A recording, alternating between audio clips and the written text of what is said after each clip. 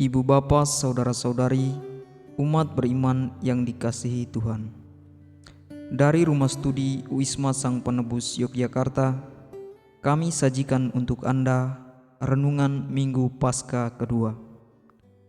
Marilah membuka hati dan batin kita untuk mendengarkan sabda Tuhan. Dalam nama Bapa dan Putra dan Roh Kudus. Amin. Semoga Tuhan beserta kita sekarang dan selama-lamanya.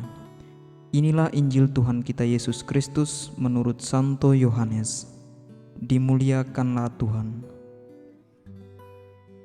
Pada waktu malam di hari pertama pekan itu, berkumpullah murid-murid Yesus di suatu tempat dengan pintu-pintu yang terkunci, karena mereka takut kepada para pemuka Yahudi. Pada waktu itu datanglah Yesus, berdiri di tengah-tengah mereka dan berkata, "Damai bagi kamu." Sesudah berkata demikian, Yesus menunjukkan tangan dan lambungnya kepada mereka. Murid-murid itu bersukacita ketika mereka melihat Tuhan. Lalu kata Yesus sekali lagi, "Damai bagi kamu.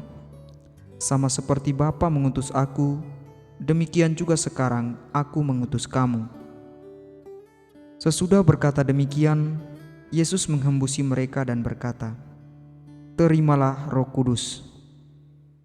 Jika kamu mengampuni dosa orang, dosanya diampuni, dan jika kamu menyatakan dosa orang tetap ada, dosanya tetap ada." Ketika Yesus datang ke situ, Thomas, seorang dari ke-12 murid yang juga disebut Didimus, tidak ada bersama-sama dengan mereka. Kata murid-murid yang lain itu kepadanya, "Kami telah melihat Tuhan." Tetapi Thomas berkata kepada mereka, "Sebelum aku melihat bekas paku pada tangannya, dan sebelum aku menaruh jariku ke dalam bekas paku itu, dan menaruh tanganku ke dalam lambungnya, sekali-kali aku tidak akan percaya." 8 hari kemudian, murid-murid Yesus berada kembali dalam rumah itu, dan Thomas bersama-sama dengan mereka. Sementara pintu-pintu terkunci, Yesus datang. Ia berdiri di tengah-tengah mereka dan berkata, "Damai bagi kamu." Kemudian Yesus berkata kepada Thomas, "Taruhlah jarimu di sini dan lihatlah tanganku. Ulurkanlah tanganmu dan taruhlah ke dalam lambungku, dan jangan engkau tidak percaya lagi, melainkan percayalah." Thomas menjawab dia, "Ya Tuhanku dan Allahku." Kata Yesus kepadanya, "Karena engkau telah melihat aku, maka engkau percaya. Berbahagialah mereka yang tidak melihat namun percaya." Memang masih banyak tanda mujizat lain yang diperbuat Yesus di depan mata murid-muridnya yang tidak tercatat dalam kitab ini. Tetapi hal-hal ini telah dicatat supaya kamu percaya bahwa Yesuslah Mesias, Putra Allah, dan supaya kamu percaya kamu memperoleh hidup dalam namanya. Demikianlah sabda Tuhan. Terpujilah Kristus.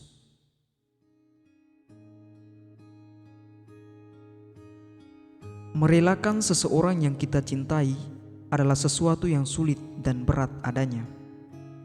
Sebab di dalam diri kita sudah dibangun kepercayaan, kebahagiaan, dan kenyamanan. Penginjil Yohanes menggambarkan esensi diri kita sebagai manusia yang seringkali mengalami keputusasaan, kesedihan, kekecewaan, dan kegalauan karena kepergian seseorang. Ibu bapa, saudara-saudari, umat beriman yang dikasihi dalam Kristus Yesus yang bangkit.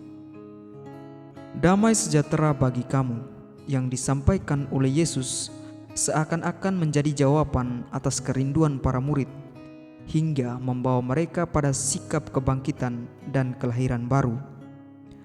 Mereka benar-benar menjadi pribadi yang percaya, berani, dan bahagia saat Yesus datang dan ada bersama-sama dengan mereka.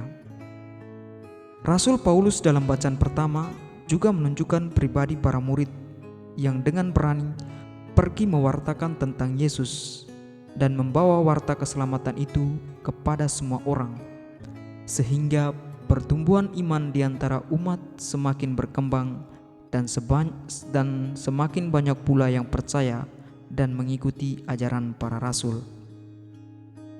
Ibu bapa, saudara-saudari umat beriman yang dikasihi dalam Kristus Yesus yang bangkit, Penginjil Yohanes tidak hanya berhenti pada tindakan perjumpaan para murid dengan Yesus, tetapi menunjukkan sikap kemanusiaan kita yang sulit percaya dan mendengarkan orang lain.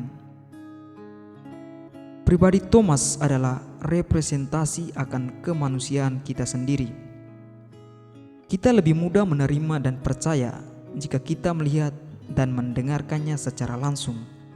Jika tidak, maka pesan itu hanya menjadi sia-sia di telinga kita.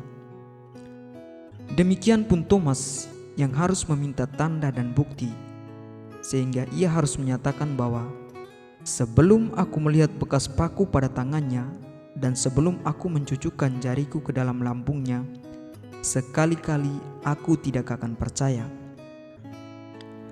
Dalam kehidupan ini, kita pun seringkali menjadi pribadi Thomas itu sendiri.